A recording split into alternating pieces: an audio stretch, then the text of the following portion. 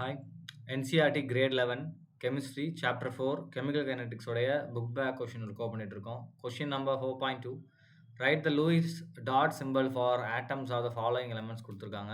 So முதல் அதோடைய valence electron தெரியணும்.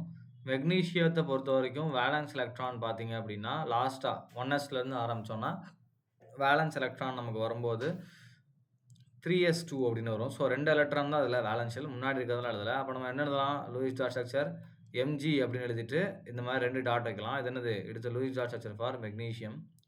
அண்ட் சோடியம் எழுதும்போது நம்ம என்ன பண்ணலாம்? 3s1ன்னு முடியும். ஒரே ஒரு எலக்ட்ரான் தான். அப்போ Na அப்படின்னு போட்டு ஒரே ஒரு டாட் வைக்கலாம். இது என்னது? சோடியத்துடைய லூயிஸ் டாட் ஸ்ட்ரக்சர்.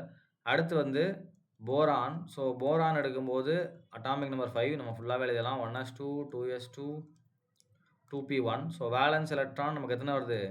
3 வருது. ஸோ அப்போ போரானுடைய சிம்பிள் எழுதிட்டு 3 டாட் வைக்கலாம். இது என்னது? 3 வேலன்ஸ் எலக்ட்ரான் நோட் பண்ணுது.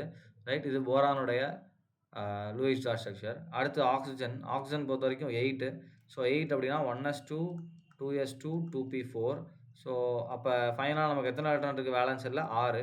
ஸோ அப்போ ஆக்சிஜன் எழுதிட்டு 1 2 3 4 5 6ன்னு வைக்கலாம். ஸோ இது என்னது? ஆக்சிஜனுடைய லூயிஸ் டாட் ஸ்ட்ரக்சர். அடுத்து என்ன இருக்குன்னு பாருங்கள். நைட்ரஜன் இருக்குது. So nitrogen 7. So 1s2 2s2 2p3. So மொத்தம் நமக்கு 5 எலக்ட்ரான்.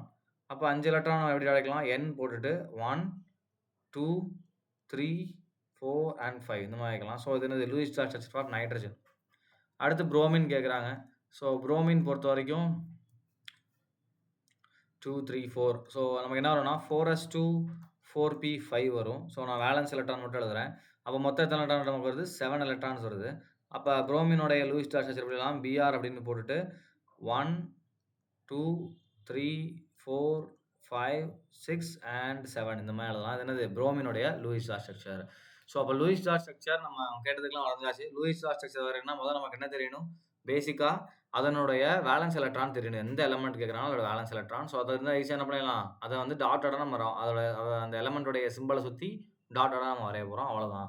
தேங்க்யூ.